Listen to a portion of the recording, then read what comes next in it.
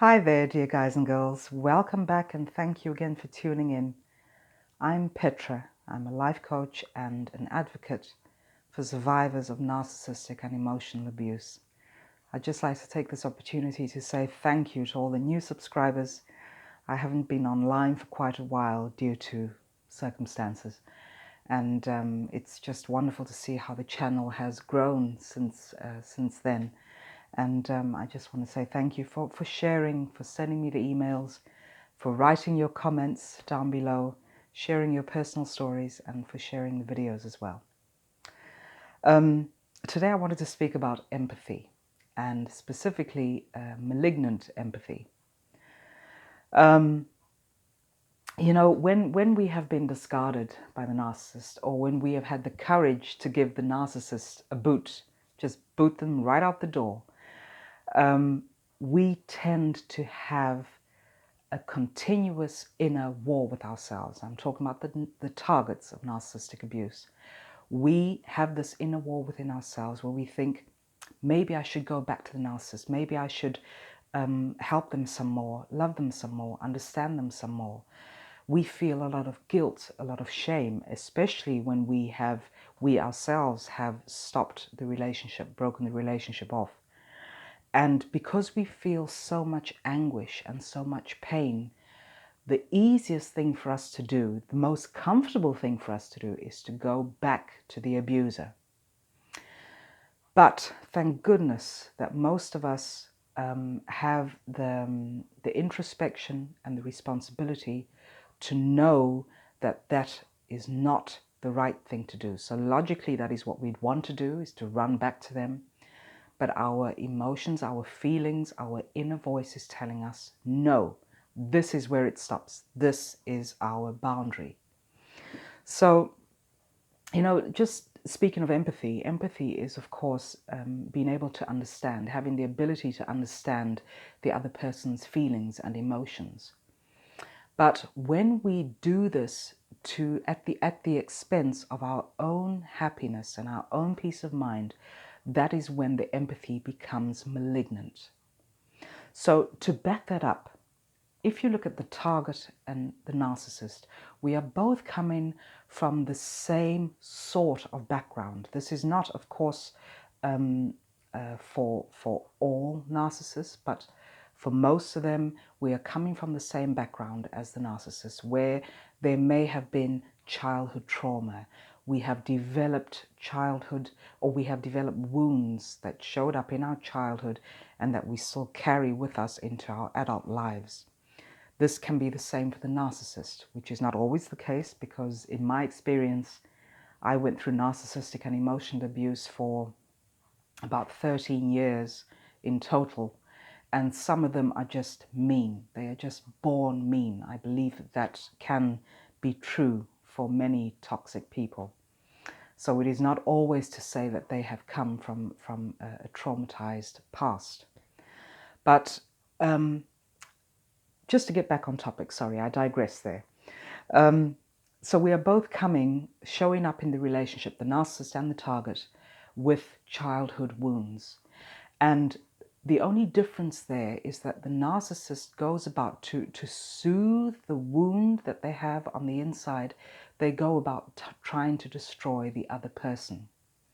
Whereas with us, with the targets, we try and soothe those wounds by trying to rescue the narcissist. And how do we rescue them? We try to understand them more. We try to offer more love, more sympathy, more empathy, more compassion. And these are our own childhood wounds that are showing up. So when the relationship has ended, when we have given the narcissist the boot, which I think is the greatest thing that we can do, because it does, well, at least in my case, it did stroke my ego there, but I must admit to that.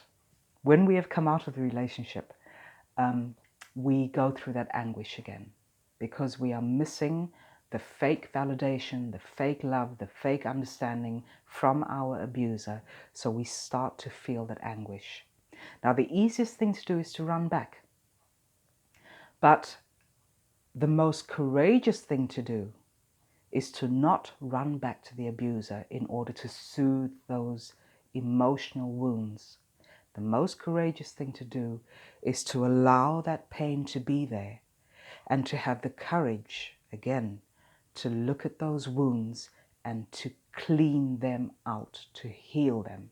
That is the most courageous and the most loving thing we can do in order to heal ourselves and in order to be able to move on from an abusive past. So, our empathy is one of the main reasons why the narcissist is attracted to us. They can see our vulnerability and we can see theirs. The thing with targets is that we would like to fall into vulnerability with our abuser, with the narcissist, and heal that together. But that is not the way it works. It is each man for himself. It is each woman for herself. So it is our responsibility to heal our own wounds. And only when those wounds have been healed by ourselves with the help of therapists or coaches or with the help of loving friends, for example, that is when we are more productive, that is when we are healthier, and that is also when we will attract healthy relationships into our lives. So just looking back on my own abuse that I went through, emotional abuse I'm speaking of then, I realized at some point, you have to apply introspection when coming out of abusive relationships. And of course, I let the abuse continue through, that spanned over 13 years in total. And I kept refusing to look at my contribution to the toxic relationship. But in the past, I would say 2 years, I have looked at what was really going on, because it is not about the narcissist.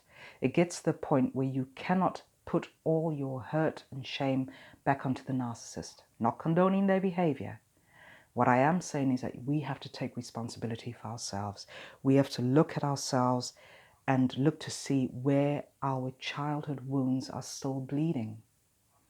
Because when we try and rescue the narcissist, what we are really doing is putting a plaster, putting a band-aid on our own emotional wounds. And that is why when the relationship has ended, that band-aid is ripped off and we feel the anguish, we feel the pain. And what we really want to do is go in and just patch it up again with a band-aid. But what that pain is telling us is, look at me, analyze me, heal me. And once we have done that, yes, it is a journey. That is not something that you can just do in a month. It is a journey of healing. So I was forced to look at my own childhood wounds. And what did those look like? There was a lot of shame involved. There was a lot of guilt involved for certain things. I was very weak at setting healthy boundaries. And this is why the toxic people in my life just crossed over all those boundaries. They made me feel terrible. And I thought, look, if I want to stop this abuse right now and forever, I have to heal those wounds. I have to heal the shame and the guilt from my past. And I have to learn how to set healthy boundaries. So that is what I would like to offer you, is to stop feeding malignant empathy. Let true empathy come to the surface and let it be, first of all, for yourself. Because when you give yourself that love and that compassion and that empathy, when you understand and appreciate why you were subjected to such horrific abuse, that is when you can start to heal. You have to acknowledge that you have been hurt. You have to acknowledge your level of pain. You have to acknowledge the fact that you are hurting. And when you have acknowledged that, when you stop sweeping it under the rug, when you are courageous and vulnerable enough to look at it, that is when you will feel stronger to heal it. So it's like, it's like it's like watering a plant. You need to stop watering the plant. So what happens when you water a plant? Of course, it's going to flourish. It's going to bloom, go into bloom. So that is what we do when we are in relationship with a narcissist. You need to stop watering the narcissist, the plant, and start watering yourself, looking at your own wants, your own desires, your own vision that you have for your life. And when you start to do that, you will find that the pain will get less. You do not need to rescue someone else. You know, that is the mistake that many of us make, and it is usually a subconscious mistake, because we feel better about ourselves, the targets, when we rescue someone else. But the narcissist does not want to be rescued. The narcissist wants to drain you of every bit of value that you have. So stop feeding, stop watering that plant, and start watering your own values and your own vision. You know, the reason why when we give so much empathy to a narcissist, this allows them to feed their ego even more. And it also allows them to continue not to take responsibility for their actions. That is when we show malignant empathy towards them. That is allowing them to not look at their actions, to not take responsibility. And in doing so, excuse me, we take away from ourselves as well. We give away our dignity, we give away our power. And this is where it has to stop, because when we start taking back that dignity, taking back our own power, that is when we can stand in our fullness, in our greatness. And that is how we are going to stop toxic people from re-entering our lives. So whatever you need to do today to take that first step in securing yourself and in showing yourself true empathy instead of malignant empathy, that is what you need to do. If you need help, go and look for the help. Get a good therapist. Get a good life coach. You know, anything that is going to help you through that journey, that is what you need to do. It's all about a lack of self-love. And when you start giving the self-love to yourself, that is when you will truly heal. It's not about ego. Self-love is all about getting to know yourself, getting to know your wants, your needs. What do you want from life? What do you want your life to look like? What do you want to experience?